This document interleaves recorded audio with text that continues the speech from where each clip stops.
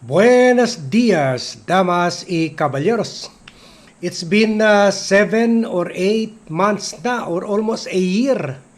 Pero since the president since the president himself exposed the flood control anomaly sa kanyang SONA, State of the Nation address sa July of 2025, and we were expecting cases to be filed by December at dapat nakakulong na sana yung mga involved dyan na sila former Senate President Chis Escudero, Jinggoy Estrada, Senators Jinggoy Estrada, Joel Villanueva, and also former Speaker Martin Romualdez. But until now, yung mga incumbent senator, yung talagang mga dapat mga VIP na sinabi ni President Bongbong Marcos ay mag-Christmas sa Payatas Detention Center, ay they are still at large. At in fact ngayon, kahapon after nag-deliver ng speech si Ping Lacson detailing yung finding na hindi pa niya formally mai-submit sa plenary kasi 9 votes ang kailangan to submit this for resolution sa plenary. 7 senators pa lang ang na-sign. So he's still short of 2 votes. Kaya after waiting for several months, he reported it out kahapon.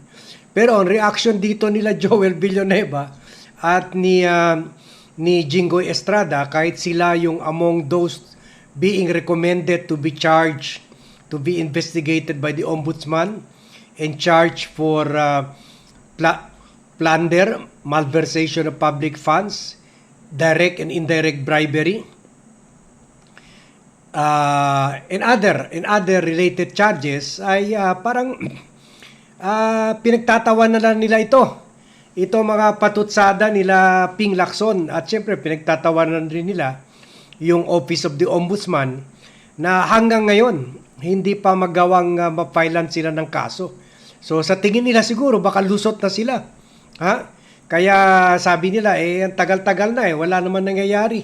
Basta kami ready lang kami dito, pero parang minamaliit lang nila. So, itong ginagawang investigasyon, yung speech ni Ping Lacson kahapon, parang sinasabi nila hanggang speech at investigation na lang kayo. Siguro wala talaga kayong ebidensya, kaya hanggang ngayon hindi nyo pa magawa-gawa na pailan kami ng formal na kaso. So, please share this vlog to friends and relatives, and like it too para mapunta ito sa inbox ni Ombudsman Boying Remulla and also the Department of Justice. Kasi parang pinagtatawanan lang sila, parang parang china-challenge pa sila ni Joel Villanueva at Jinggoy Estrada to arrest them or to sue them kung may basehan. Kasi ngayon sa tingin nila walang basehan, kaya natatagalan yung filing ng kaso sa kanila. Ang tagal nga naman, from mga 7 to 8 months or 9 months na nga, wala pa rin tayong kaso na nakikita na filean sa kanila. Even if nakita na natin overwhelming ang evidence laban sa kanila at ang dami mga key witnesses na nagte-testify laban sa kanila, pero wala pa rin kaso ni isa. After doon kay na ex-senator naman, kaya hindi yun mabibilang sa as VIP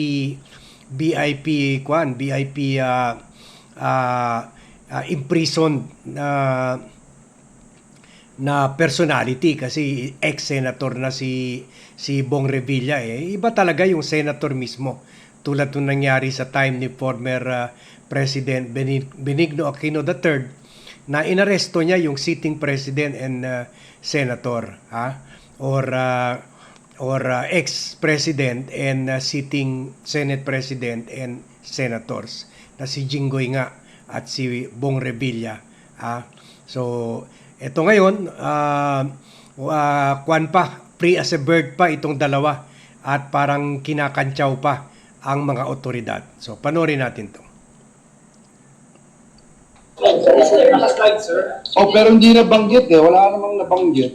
I'm looking forward to defending myself, of course. At the end of the day, you are always after the truth. You are always after hindi yung hearsay. Di ba? Kasi, unfortunately, yung nangyari, isi-single out. Sinabi ng mga kasamahan natin dito, isi-single out. Sino yung hearsay, sino yung hindi. Yung ginamit sa'yo, hearsay. Yung ginamit sa iba, hindi hearsay. Diba? So yun yung, I think, bottom line. I think tayo dapat, hindi tayo matakot din sa truth. And yung justice, sinasabing overturned by events, etc. Pero, di ba, sino ba dito yung nakakaalam ng complaint? Until now, I'm not being charged at all. Sa mga news, sa dami ng nangyaring balita for the past so many months that I have kept my silence, wala pa rin. And ako, I'm just on my end, I'm just waiting for the right time to speak up and defend myself. Kasi records will bail me out. 2 years ago, I have started talking about this 2 years ago. And now parang, sino na? Ako na ba ngayon ng mastermind? Ang ituturo, etc. Sino na? Dahil district engineer ko yung concern dito, may kinalaman na ako. Ano ba yun? Parang hindi yun ang court eh. At higit sa lahat, ang Blue Ribbon Committee ay hindi korte. So if you look at the committee report, sana tignan natin mabuti. Diba? Kasi yung under our rules, ang aming mandate ay hindi magdikta sinong guilty, sinong hindi. Yung role ng court, huwag nating paunahan. Sir, so hindi ka bothered na nandun po yung name mo sa slides? Will never be bothered by anything that is being thrown at me because I know the truth and the truth is on my side. Maaaring yung justice ay delayed, but I don't think justice will be denied. Until now, we are submitting ourselves doon sa proseso. Mabigat, mahirap. Siguro kayo dito sa Senado, nami-miss nyo na din ako dahil ayoko pang magsalita for so long. Ayoko magsalita. But I will not allow anyone to put me in a position as their punching bag. No. Okay lang ba? So, kumpiyansa si Joel Villanueva na the fact na hanggang ngayon, wala pang naipapailan na kaso sa kanya, so puro hearsay lang daw. So, Ombudsman Remulla, wala palang binatbat. Pinatay nyo na yung ICI, dapat pala binuhay yun ulit kasi mas effective pa ata yun sa inyo eh. Ang bagal-bagal nyo, buti pa yung ICI. Mabilis, kaya lang, syempre, pinoproteksyonan ng First Family, kaya pinatay na ni President Bongbong Marcos. Pero sayang, kasi sabi nyo noon, papatayin yung ICI dahil hayaan na lang ang Ombudsman at DOJ para trabahuin ang kaso. Pero anong ginagawa nyo? Wala pa rin hanggang ngayon. 8 to 9 months na, 7 to 8 months na, wala pa rin nangyayari. So ibalik na lang, buhay na lang ulit yung ICI. Pinagtatawanan lang kayo ni Joel Villanueva. Ito naman, si Jinggoy Estrada, na ganun rin. Pa-smile-smile pa. Happy-happy pa siya na wala laman, hanggang speech na lang man ang gobyerno ni Marcos. Hanggang speech at investigasyon na lang. Walang kaso pinapailan. Sabi ang itatanong mo, bakit gusto mo sanang tanongin si Sen. Lacson? Sayang at ayaw niya magpa-interpolate.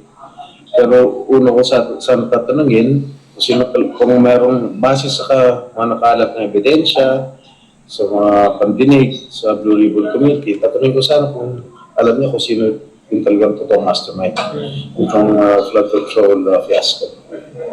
Pangalawa, tatanungin ko sana kung sapat ba yung sinuling pera ng mga DPWH officials, katulad nila Bernardo, Alcantara, sila Populensya at saka Hernandez, kung sapat na ba yung kanilang binigay na pera. Kaso, O, kahit yung pera, minamaliit niya, 2.5 na kasi na ibalik yung mga naging state witness na kasama na yung 1 billion ni Undersecretary Robert Bernardo. So obviously, alam niya mas malaki, siguro alam niya mga 10 billion nakuha ni Roberto Bernardo, pero 1 billion lang isinauli. So pinagtatawanan lang talaga niya. Kumbaga parang weak na weak si President Bongbong Marcos, pati na si Remulla at DOJ Secretary. Lugi na lugi ang gobyerno at mali ang mga legal strategy ginagawa nila na pinapabayad nila na kutiting lang sa laki ng nakaw ng mga whistleblowers na ito. form of restitution para maging state witness sila. Pero sir, ano masasabi niyo dun sa recommendation sa Chairman's Well, Corporate it's just a Report? recommendation. Walang hindi naman damage yun. You're not bothered by it? I'm not bothered by it. Tsaka, naglabas na ng statement ang LBRMO na wala akong sinasabi ni Bryce Hernandez nung nag-hearing sa House. Ako rin nag-insert na 355 million. Kasi sinabi naman dito na wala nang dalawa insertion. Pero talaga naman makapanira lang sila. And I hope they won't take it as a gospel truth. Kaya lahat ng mga pinagsasabi nila, ng mga binadami nilang mga senador, mga congressman, ang mahirap kasi dito, napapaniwala kaagad, naniniwala kaagad ang taong bayan. Eh sila dito mga mastermind.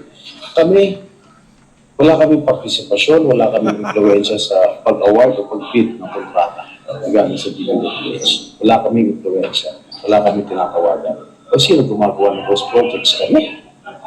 Definitely not. Sila gumagawa. Wala kasama ng Lord Vincent na sinama ka dun sa Wala naman. Wala naman. So, parang sinasabi niya, parang yung sinabi sa speech or sinabi sa video ni former Speaker Romualdez, na ang executive talaga ang nag-award ng pera ng project sa hawak sa DPWH. So, parang mga Marcoses talaga ang mastermind. Yan ang tono at siyempre si Romualdez na magkapinsan ni President Marcos. Yan ang parang pinapahiwatig ni Jinggoy, kaya kumpiyansa siya. Gaya kay Villanueva, hindi rin siya makasuhan kasi hindi sila ang mastermind. You're open, sir, kung magpapatuloy ang DRC sa mga pagdinig. Sana imbitahin yung mga personalities na binanggit ni Senator Marcoleta. Pag nagtuloy, sir. In the event, no, para magkaroon ng fair and impartial. Sir, kumusta ang Senate leadership? Matatag pa ba ang ni Senator PSP Soto? Huwag niyo ako tatanungin yan, hindi ko alam yan. Sir, kapag dumalo yung sila Romualdez, maghahanapin niyo po sila? Siguro mag-attend ako, makikinig. Depende kung ano yung sasabihin nila. Siyempre, hindi kayo nag-sign. Partial I sign. That's all the partial committee report. Ano po? Partial committee report, dapat final. Kung hindi na siya magpapatawag ng pandinig sa Blue Ribbon Committee, dapat final na. At pag final, i-disseminate na sa mga members ng Blue Ribbon Committee. There's no practice kayo, sir, na magpa-partial kang Well, ginagawa talaga yun. ano yun, call ng chairman ng Blue Ribbon. Okay, so ibang issue na yan. So, yan, ganun pa rin, gusto niya pa imbestigahan sila Bersamin, si Undersecretary Bersamin, yung mga executive na close kay President Bongbong Marcos, yung mga cabinet members close kay President Bongbong Marcos, kasi ganun pa rin ang tingin niya. Bakit kami kakasuhan? Involved dyan si Romualdez at si President Bongbong Marcos, at iba mga kabinete nila. sila Bersamin, si Undersecretary, si ES Bersamin, Undersecretary Bersamin, si Pangandaman ng Department of Budget and Management under Malacanang. So, yan ang dapat habulin, yan ang dapat kasuhan. So, i-share nyo ito para umabot ito kay President Bongbong Marcos na dahil sa bagal ng ombudsman, ngayon sila na ang sinisisi ni Jinggoy na behind or mastermind talaga dito sa flood control anomaly. So yan ang update natin dito sa issue at reaction rin ni Jinggoy at ni Joel Villanueva sa speech ni Ping Lacson kahapon. In short, binabaliwala nila, minamaliit nila ang hindi lang speech ni Ping Lacson kundi yung anti-flood control anomaly program ni President Bongbong Marcos at ng Office of the Ombudsman and the Department of Justice. So ano magagawa nyo dyan, Mr. President? How will you react dito sa pinagtatawanan lang kayo nila Jinggoy at Joel Villanueva? Hope we can see some action from the President and the Office of the Ombudsman and the DOJ and the NBI. So please share this para umabot sa kanila itong video na ito. So thank you very much everyone for watching. Thank you very much for joining me in this vlog. Good morning to all and see you in my next vlog.